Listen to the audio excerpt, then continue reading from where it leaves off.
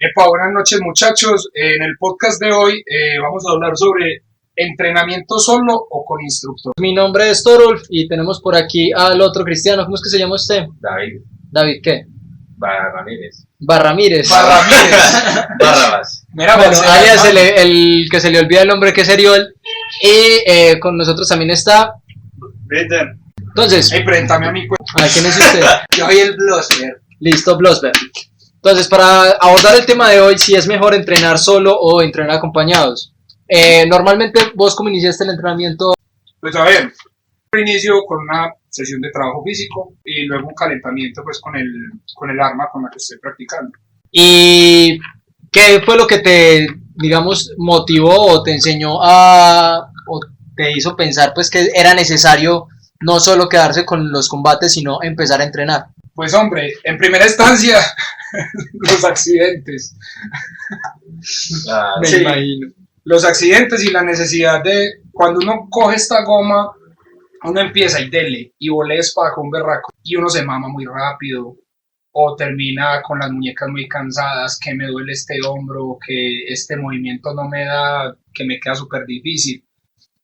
Entonces, a partir de ahí uno empieza a sentir la necesidad de que hay que ir más allá de la simple práctica y empezar a entrenar. ¿Vos qué, Eriol? ¿Vos qué recomendás para entonces empezar a entrenar? Pues más que todo, disposición y voluntad pues, de querer mejorar, sobre todo cuando uno empieza o quiere entrenar, es decir, en general, uno ve que uno está cometiendo muchas fallas o normalmente porque alguien está pateándolo a uno de una manera muy impresionante y uno quiere llegar y, uy, yo quiero hacer eso. Más que todo uno que recomienda conseguir buena información, buenas bases de qué es lo que uno necesita o quiere aprender. Bueno, y aquí vamos pues como a abordar por los laditos uno pues de la temática principal de este podcast, y es, ¿en verdad necesitamos un instructor para empezar o es suficiente con uno buscar recursos en internet para entrenar uno solo? Eso depende, porque hay personas que pueden acceder fácilmente a una educación marcial con un profesor. Hay otros que tienen la habilidad para empezar solos, hay otros que simplemente empiezan solos porque no tienen ni lo uno ni lo otro. Yo al principio lo que hice fue simplemente buscar esgrima en YouTube y pegarme una tragada de videos, la verdad. Ya ustedes empiezan entonces a comentar varios factores que son importantes pues a la hora de decidir este tipo de aspectos en el entrenamiento, que por ejemplo si se tiene la capacidad de tener un instructor cerca, una persona pues que sabe de lo que está enseñando, o si de pronto tiene algún otro tipo de recursos como instructores no precisamente de combates de soft combat o de espadas como tal, sino por ejemplo artistas marciales, todo ese tipo como de bagaje.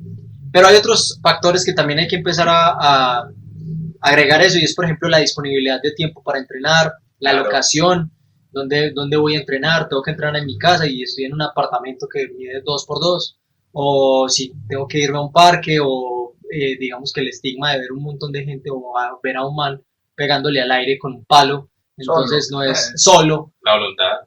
Entonces ese tipo de cosas son las que... Eso, pegándole a la voluntad. Son todo ese tipo pues como de factores los que también vienen a influenciar si efectivamente podemos nosotros o estamos en la capacidad de entrenar solos. Empezando por ejemplo por la locación. Si tenemos digamos un espacio que es más bien limitado, que es por ejemplo, no sé, un salón social, habría que buscar también un montón de elementos que suplan la réplica como tal o la espada como tal, sin que se vayan a generar accidentes ni nada por el estilo dentro del espacio que está muy confinado. Entonces ya nos genera también un poquito más de logística a la hora de buscar esas herramientas con las cuales entrenar y este tipo de cosas. Es que toda la hora de elegir una locación tiene que ver varios aspectos, como que la locación siempre tiene que estar, digamos, va al lugar público, bueno, que el lugar no sea tan concurrido, aparte de la pena de ese tipo de cosas, sino que tenga yo el espacio para mí de entrenar.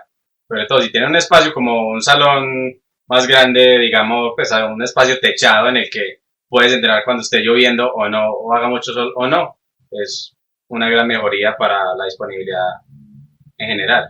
Y yo lo que creo que también afecta demasiado es el asunto del tiempo. El asunto del tiempo es, vea, si uno está o estudiando, trabajando las dos, que uno tiene un horario ocupado porque uno no solo está practicando, digamos, la esgrima, sino que uno también está en otra clase de actividades lúdicas o deportivas. Entonces uno tiene que partir es del asunto de la autodisciplina en el tiempo. Claro. Uno lo puede hacer, pero uno tiene que acomodar demasiado bien sus horarios, mirar pues si uno es un trabajador asalariado, pues uno sabe que uno sale a las 6 de la tarde, entonces uno quedar, bueno, de 7 a 9 es mi espacio para hacer todas estas actividades, por ejemplo, o si uno es independiente, mirar cómo se organiza con esos horarios. Entonces ahí también cabe destacar pues como la importancia de la disponibilidad del tiempo y cómo cuadrar ese tiempo con un instructor si lo que necesitamos es un instructor específicamente. Entonces, otras ventajas pues digamos que podría presentarse uno que cuando tiene un instructor, ¿qué ventajas puede tener uno cuando uno tiene un instructor todo el tiempo pendiente de todo su proceso pues de aprendizaje con la espada? Pues la ventaja primaria ahí es que él te puede decir en lo que te estás equivocando y en que estás haciendo bien. Sí. Por ejemplo, uno puede ver errores, pero normalmente solo si no tienes las bases de ese conocimiento, o qué tengo que hacer bien, cómo me tengo que parar bien, cómo tengo que tener la postura, eso va a afectar mucho. En cambio, con el instructor va a estar ahí picándote, y mira, está haciendo esto mal, hazlo bien, de este modo lo haces bien, de este modo lo haces más rápido. Eso es la gran ventaja de tener el instructor. Sí, además, con él hay una retroalimentación. Sí, siempre hay una retroalimentación al final de las sesiones. Y los beneficios que tiene el entrenamiento solo se complementan con los beneficios que da el entrenamiento por el instructor, porque a mí me tocó así, de hecho, como decía Lucas, mucho tiempo durante un tiempo que estuve trabajando de 12 a 10, me tocaba llegar en la noche a la casa y muchas veces me ponía a entrenar a las 11, 12 de la noche. Y entonces era muy difícil en ese momento cuadrar, de hecho, momentos para entrenar con un maestro, pues que de hecho fue el entrenador en ese momento. Obviamente ya con el estudio pues es más fácil de pronto digamos ubicar momentos de entrenamiento, pero yo diría que el hecho es que cuando uno entrena con un profesor, él le da a uno muchos materiales que uno ya luego puede pulir en el entrenamiento solo, y que es realmente lo que uno tiene que tener en cuenta, porque es algo que se va a demorar mucho en pulirse realmente. No es algo que uno va a pulir ahí mismo cuando se lo diga el instructor, sino que es algo en lo que uno tiene que trabajar fuertemente. Pues yo soy partidario de nada de los extremos, ¿cierto? Ni entrenamiento full con un profesor, ni entrenamiento absolutamente solo. Las ventajas que yo le veo también a la parte del entrenamiento solo y el entrenamiento independiente es precisamente reevaluar cuáles son los conceptos que uno está aprendiendo y en verdad tener un poquito de conciencia de qué es lo que estoy haciendo, qué estoy interpretando directamente de las fuentes, qué fuentes estoy tomando. Entonces, hacer ese ejercicio de pensar, bueno, listo, aquí la fuente me dice que tengo que pararme en esta posición, pero esta posición es para qué, con qué sentido, y hacer ese ejercicio de que no sea otra persona la que te esté indicando el por qué y el para qué, sino que tengas vos mismo que reflexionar acerca de qué es lo que estás haciendo, cómo estás moviendo tu cuerpo, en qué lugares estoy fallando, cuáles son, digamos, los posibles errores que se pueden cometer durante la ejecución de determinada técnica. Es parte pues como de ese beneficio, porque uno está aprendiendo dos veces, no solo está aprendiendo la técnica como tal, sino que está afianzando el concepto, incluso ese concepto lo puede ya usted replicar en otras personas y explicárselo a otras personas. Claro, y dentro de lo que funciona en la formación física y marcial está el asunto de la biomecánica del cuerpo, y la biomecánica te la puede evaluar el profesor con el que estés entrenando, y vos por aparte puedes concientizarte más de tus movimientos y de tus cosas, ¿sí o no? Te puedes concientizar más y como Torus dice, reevaluar todas esas cosas que vos sentís, porque todos los cuerpos son diferentes, sí, y funcionan de manera diferente, incluso las ideas y la creatividad que uno utiliza a la hora de combatir también está implícita en esa biomecánica. Sí. Aparte, bueno, hablando de eso, sobre lo de entrenar solo, ese beneficio que os decís sí es muy importante a esa hora, porque mucha gente hace lo que llamamos pues combatir a ciegas o entrenar a ciegas, que simplemente ver la imagen y ponerse en la posición y ya ahí creen que ya están haciendo la técnica o ese tipo de cosas. Tienen que ponerse a curiosear, ¿ves? ¿Esto por qué está parado así? ¿Por qué está tal cosa así? ¿cierto? Tampoco estar así a la deriva, así sea que ya tengas una fuente, tienes que entender la fuente, por densa que sea, tienes que entenderla para poder aplicarla. Sí, hay fuentes que son mucho más ambiguas, ¿no? Hay fuentes que, digamos, Meyer, que es muy bien dibujado, es muy claro en la posición en la que uno debe tener, uno lo compara, digamos, con manuscritos más antiguos, que son mucho más ambiguos en la posición en la que uno, pues hay posiciones muy similares, que pueden ser más unas y menos... Como tal Roper que es colorido, pero es como verlo, es demasiado feo. Es como ver el I-33, yo soy capaz de poner ese pie así. Cierto, ese memor porque está estirado. Efectivamente, también esos son los limitantes pues que existían en la época, sobre todo con el cuento de los dibujos. Hoy en día con los recursos que se tienen pues online, que es Sí. por ejemplo los videos instruccionales, toda la cantidad de videos de ejercicios que hay en YouTube. Hasta la interpretación No, de las y personas. todos los que Ya trabajan a la cambiado. interpretación de todos los manuscritos y de toda esa tradición que tiene la esgrima. Ok, hay otro factor que es muy importante y es la parte del entrenamiento colaborativo, o sea, no necesariamente tener un instructor que es el que se las sabe todas y el que ha estudiado las fuentes, sino que a partir de dos compañeros que están más o menos en el mismo nivel o que así no están en el mismo nivel, sino que están pues en este proceso de descubrimiento, digamos un poquito autodidacta, revisando pues fuentes entre los dos o incluso sin revisar fuentes, sino analizando la misma biomecánica de los movimientos y qué se podría hacer, qué no se podría hacer. Me parece que es un ejercicio también muy válido. Sí. Y es que necesariamente no tiene que ser una persona que se las sepa todas. Hay momentos en el que el mismo cuerpo, el mismo instinto, pues nos ayuda a reaccionar. Y si tenemos un compañero que nos puede, digamos, ilustrar, ve, mira, pero es que yo en este momento podría hacerte esta otra cosa, entonces lo que estás haciendo te está dejando abierto a un error. Claro. Mejor dicho, hacer un laboratorio pues entre dos personas, un laboratorio de análisis de la esgrima y de la misma biomecánica del cuerpo y del manejo del arma con respecto a esa biomecánica. Ok, otro factor muy importante dentro de todo este cuento del entrenamiento, sea solo o sea con instructor, es la parte del acondicionamiento físico. Yo soy fiel partidario de que la mayoría de personas no nos exigimos lo suficiente cuando estamos realizando ejercicios solos.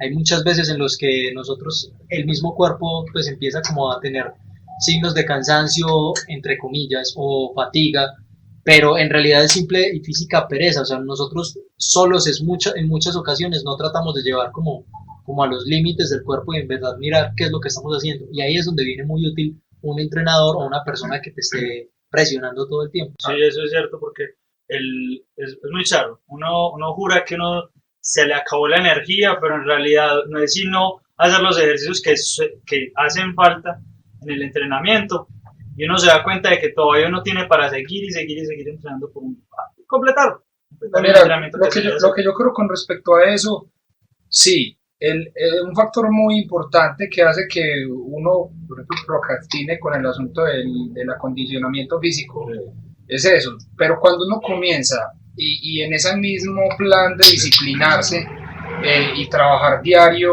digamos, un grupo específico de músculos, y uno comienza a trabajar y a trabajar, y uno cada semana que pasa le va metiendo un poquito más de intensidad al asunto, ya el cuerpo después, como ya está mecanizado todo ese proceso físico, ya comienza a pedirte el ejercicio, a pedirte las cosas. Y yo creo que ese es un punto para partir con ese asunto. Es, primero, pasar ese umbral de pereza.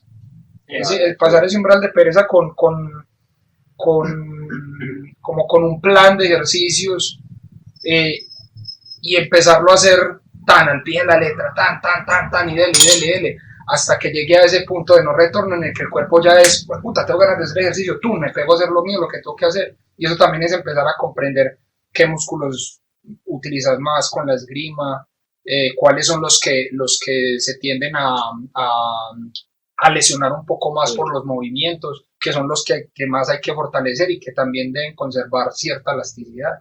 Y uno tampoco se puede olvidar. Por ejemplo, una cosa que yo me he dado cuenta mucho es que al ser zurdo, la mano derecha pasa a quedar un poco, o sea, cuando solamente entreno esgrima y digamos no hago otros entrenamientos, digamos levantamiento de mancuernas o lagartijas, ejercicios anaeróbicos, pues. Exacto, ya, o sea, queda desbalanceado, queda desbalanceado e incluso pues se alcanza a ver que un lado del cuerpo está más. O cuando se abastiza el ganso también. No, no, eso.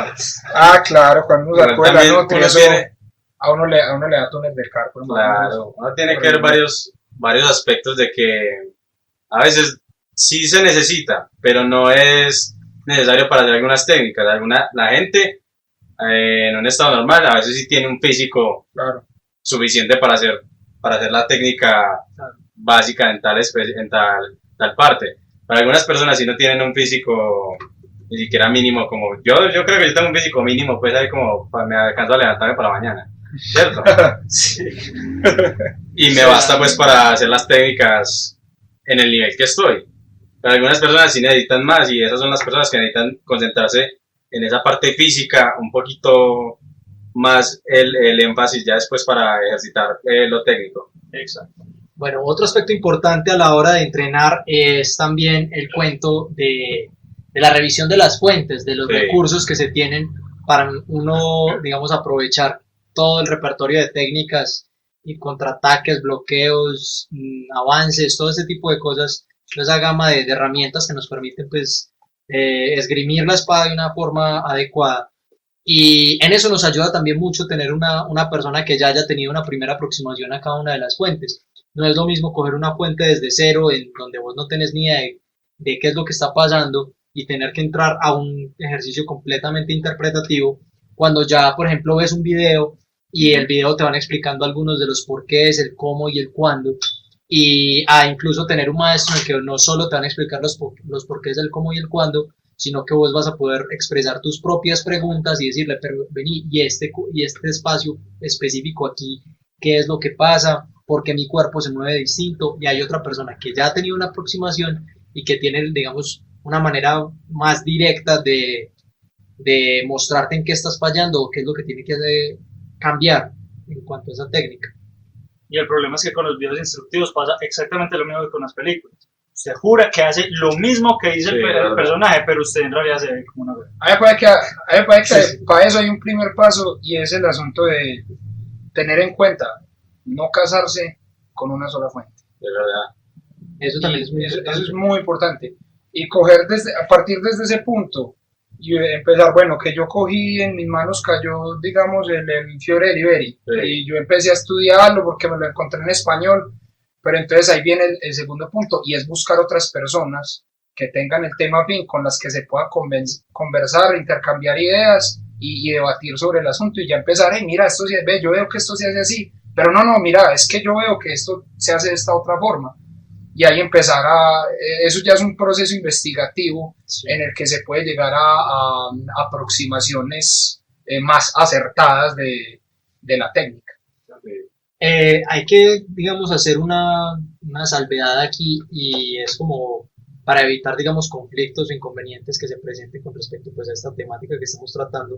Y es que estamos abordando esto desde el punto de vista neto del soft combat. El soft combat es, la idea estamos tratando de que sea un contexto más bien deportivo marcial, en donde no importa mucho la parte que tiene que ver con la recreación como tal específica de un periodo histórico, sino que tiene que ver más como la esencia básica del combate y cómo se combate y cómo se puede hacer de maneras más efectivas, incluso con las réplicas acolchadas que son las que somos ahora. Porque podría, digamos, brindarse pues este debate en cuanto a, no, es que una fuente, si estás haciendo o si estás combatiendo con un mandoble, no deberías estar usando técnicas de una espada que no tiene nada que ver con el mandoble, pero pues si la réplica que yo tengo en ese momento me funciona y tiene, digamos, una geometría, un peso, unas condiciones similares, entonces no podría decir que yo no puedo utilizar, digamos, la técnica de un manual italiano mientras estoy bien vestido, no sé, de un caballero germano. ¿No? Y el asunto es que sea efectiva, que el arma que tengas en las manos te funciona con la técnica que estás aprendiendo. Eso, o sea, no hay que ser, digamos, estrictamente fanatismo, ganar. Exacto, no ser fanático. Un mamerto recreador, pues. Sí. Eso, no hay que ser un mamerto recreador en ese sentido, más tampoco por eso hay que sacrificarlo de parte de la técnica. O sea, efectivamente, no es que porque yo tengo que poner el punto entonces lo voy a poner de cualquier forma y Claro. me desagapo como un alicángaro ahí Ahí volador, ahí se pierde el sentido y se marcial. pierde todo lo que tiene que ver con el sentido marcial, que es también Así es. conservar ese tipo de técnicas, en verdad garantizar mi propia seguridad. Por ejemplo, hay que tener pues como muy en cuenta que un punto doble o un draw, la verdad pues en aras del juego pues efectivamente salen las dos personas, Sí. pero si lo viéramos desde un punto de vista marcial, para pues a nadie le conviene que lo hubieran matado así hubiera matado al otro, ¿cierto? Entonces hay que buscar también un poquito de equilibrio en cuanto a este tipo de cosas. Listo. Ahí hablando un poquitico siguiendo el tema de las fuentes, para algunos que no saben, hay diferentes fuentes, por ejemplo, mucha gente se guía por los videos que ya están obviamente modernos y son más claros, pero a otra gente le gusta leer los manuales históricos y ver las interpretaciones. La cosa es que la diferente densidad de las dos, por ejemplo en el video, pues puedes ver cómo se mueve, cómo tiene las manos, cómo tiene los pies. En el manual es diferente, porque en esa época tenías que plasmar la información en par dibujos. O sea, la interpretación tenía que ser fácil, entre comillas. Entonces, para ver esa diferencia, también los textos, para los manuales que no tienen ilustraciones, son bastante densos porque explican algo muy específico, ya sea a la vaina técnica. Mira que es que con el manual es un asunto de una interpretación más pura, mientras que con los videos Sí, es un asunto de coreografiar, tratar de copiar como para hacer una base y a partir de ahí trabajar. Mientras que con los manuales ya es un asunto de sentarse a pensar un rato. Por ejemplo, en Tal Hopper, cuando muestra buckler y espada, en un momento está el hombre en una posición básica, y al momento hace un contrabloqueo y le agarra la mano con la mano del escudo. Eso se plasma, ese proceso se plasma en solo dos dibujos. Yo lo entendí muy fácil. Entonces ahora uno ve la intención del autor, del ilustrador. Y además hay otro aspecto y es que la intensidad, pues la fuerza de ataque, la dinámica del cuerpo, yo he visto que tiende a diferir, digamos, entre la esgrima histórica y el soft combat, porque se hace necesario menos fuerza en la réplica, también un poquito menos de intento de dar el golpe duro, porque obviamente como no se tiene la protección, no se quiere tampoco herir, pues volver nada al compañero, por muy enemigo que sea durante el juego. Entonces eso también afecta pues mucho la diferencia entre hacer recreación o esgrima histórica y el soft combat. Sí, es que efectivamente son dos cosas completamente distintas. Y hay que tenerlo muy claro en cuanto a uno, cuando uno está practicando este tipo de cosas, y hay que hacer las salvedades. Ya para resumir, también quisiera hablar un poquito de lo que tiene que ver con el ritmo de progreso que uno tiene cuando uno está entrenando. En muchas ocasiones, cuando uno tiene un instructor o alguien que está completamente pendiente pues, de cuál es el proceso que uno está realizando, es mucho más fácil evidenciar el progreso que uno tiene, porque hay una persona que te está diciendo, esto lo estás haciendo bien, esto ya lo tenés mejorado, esto lo estás cambiando, esto es lo que tenés que mejorar. Entonces uno siente, digamos, un poquito más de pasos agigantados a la hora de sentir, pues, digamos, un progreso, siendo menos perceptible cuando uno lo hace con un entrenamiento, pues, digamos, solo o con un compañero que es, digamos, un par, o sea, no es un maestro sí, que está pendiente de vos, sino que es como un igual. Y se pierde pues un poquito la percepción, pero de todas maneras el progreso siempre que se haya un espacio de entrenamiento, el progreso siempre va a estar ahí. Mira que hay una fortuna en estas épocas modernas con respecto a lo que el pelado dice, porque digamos que varios, pues como nosotros, nos reunimos a entrenar. Hay unas herramientas que se pueden utilizar muy buenas, que son los videos, sí, ¿cierto? Hay alguien que está grabando mientras que, digamos, que todo les está explicando a usted este movimiento, y se va haciendo eso. Luego se pasan a los ejercicios y se graban los ejercicios. Luego se miran esos videos. Es una forma de retroalimentar tanto el trabajo del que está aprendiendo como del que está dando la instrucción. Yo creo que eso, dentro de lo que está hablando Thor, es algo que se debería aprovechar bastante y que sí, las personas deberían tener en cuenta. Ok, muchachos, entonces ya para resumir, quisiéramos entonces brindar la alternativa de que no es una sola cosa la que se debe hacer, o entrenar con un instructor, o entrenar solo, o entrenar con un compañero. Digamos que el proceso de entrenamiento tiene que ser un proceso conjunto, ¿no? O sea, una cosa que tenga un espacio de acondicionamiento físico y personal, un espacio con compañero mientras usted está realizando los ejercicios, un espacio con un instructor que esté pendiente de todo el proceso y de toda la técnica, de toda la parte, digamos, estética del asunto también es importante. Y también una parte del proceso que tiene que ver con testear eso en tiempo real, o sea, verdaderos combates, verdaderas simulaciones, Sí. que no se limite solo a la parte de los ejercicios y a repetir una técnica en una u otra situación, sino empezar a tratar de todas esas técnicas que se van interiorizando con la repetición y con toda la mecanización del movimiento, empezar a tratar de ejecutarlas en un contexto no controlado y no coreografiado, por decirlo de alguna más manera, real, mucho más real. Muchachos, eso es todo por hoy para este episodio de Toxort. Mi nombre es Torulf. Mi nombre es Blodsberg. Mi nombre es Serión. Y por acá está Víctor. Nos vemos en otro próximo episodio. Recuerden también suscribirse en este canal si no están suscritos y hacernos todas las preguntas, todos los comentarios que tengan acerca del programa, qué les gustaría ver, qué otros temas les gustaría que tratáramos, o si tienen más preguntas sobre este tema, poder nosotros resolverles. Y entrenen. Y entrenen Mucho, bastante. mucho. Nos Nunca es vemos. suficiente. Besitos. Oye, parece cheche.